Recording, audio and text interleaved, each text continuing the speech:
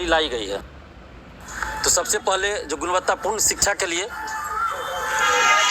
Time लग जाएगा ना फिर सब, क्योंकि सुप्रीम कोर्ट में केस चल रहा है। जो बीएड पास है उनको अलाउ किया जाएगा या नहीं, अभी तक है कि डीएलएड वाले ही 1 to 5 में जा सकते। तो ऐसी परिस्थिति में जो बीएड किए हुए हैं, वर्षों से पात्रता परीक्षा पास किए हुए हैं, तो वो लोग कहाँ जाएंगे? वो फॉर्म भर भी देंगे तो सरकार क्या गारंटी देगी कि 1 to 5 में उनका सिलेक्शन होगा और उनको जॉब मिलेगी? क्योंकि सुप्रीम कोर्ट में केस चल रहा है। तो 6 to 8 का जितना भी सीट खाली है, सरकार से हम ये मांग कर रहे हैं कि सबसे पहले आप 6 to 8 की जितनी रिक्तियाँ हैं उन सब पे वैकेंसी निकालिए, क्योंकि सबसे ज़्यादा अभ्यर्थी इसी में है। इसके बाद 2011 के बाद STET परीक्षा आर्ट्स विषय के लिए नहीं हुआ है। जो 2019 का चल रहा था वो साइंस के कुछ सब्जेक्ट के लिए हुआ, अभी कॉमर्स के लिए हुआ, लेकिन आर्ट्स विषय के लिए हुआ ही नहीं है। और सबसे ज़्यादा अभ्यर्थी आर्ट्स विषय के लिए।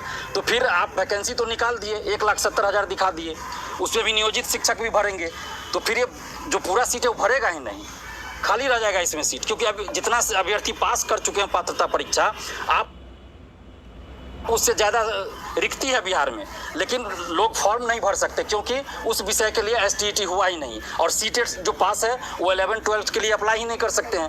तो ऐसी परिस्थिति में सरकार को ये सोचना चाहिए कि क्या रास्ता निकाला जाए कि अभ्यर्थी फॉर्म भर सके। और इसके अलावा जो अपियरिंग वाली बात है, बहुत सारे स्टूडेंट का कहना है कि वो पात्रता परीक्षा पास कर चुके हैं, सीटेट पास कर चुके हैं, उनका बीएड का रिजल्ट आने वाला है, किन्हीं का जुलाई में, किन्हीं का जून में, तो उनको भी मौका दिया जाए, अपियरिंग में फॉर्म भरने के लिए मौका दिया जाए। ये हम लोग की मांग है और इसीलिए हम आज प्रेस कॉन्फ्रेंस बुलाए हैं। तो सरकार से हम यही मांग कर रहे हैं कि आप इस पे ध्यान दीजिए और ज़्यादा से ज़्यादा अभ्यर्थियों को मौका मिले शिक्षक बहाली में। चूँकि हर साल तो शिक्षक बहाली आती नहीं है, तो इसलिए आप ऐसा रास्ता निकालिए कि ज़्यादा से ज़्यादा शिक्षक अभ्यर्थी फॉर्म भर सके और गुणवत्तापूर्ण शिक्षा के लिए अग्रसर हो सके, शिक्षा विभाग भी अग्रसर हो सके, बिहार सरकार अग्रसर हो सके और शिक्षक भी हो सके। और एक और पॉइंट है कि नियोजित शिक्षक जो 4 लाख है लगभग, और जो नए अभ्यर्थी शिक्षक अभ्यर्थी, दोनों को आप एक साथ परीक्षा ले रहे हैं, जो कि कहीं से उचित नहीं है। आपको दोनों का अलग अलग परीक्षा लेना चाहिए। अगर नियोजित शिक्षक को आपको लेना है परीक्षा राज्यकर्मी का दर्जा देने के लिए, आप कह रहे हैं, हम तो मांग कर रहे हैं कि आप बिना शर्त नियोजित शिक्षक को राज्यकर्मी का दर्जा दीजिए, क्योंकि उनकी भी नियुक्ति नीतीश कुमार जी के मुख्यमंत्री काल में ही हुआ है, किसी और के काल में नहीं हुआ है। तो आप उनको बिना शर्त राज्यकर्मी का दर्जा दीजिए और उसके बाद आप डिपार्टमेंटल परीक्षा लीजिए, या BPSC से ही लेना है तो उनका अलग से परीक्षा लीजिए नियोजित शिक्षक का।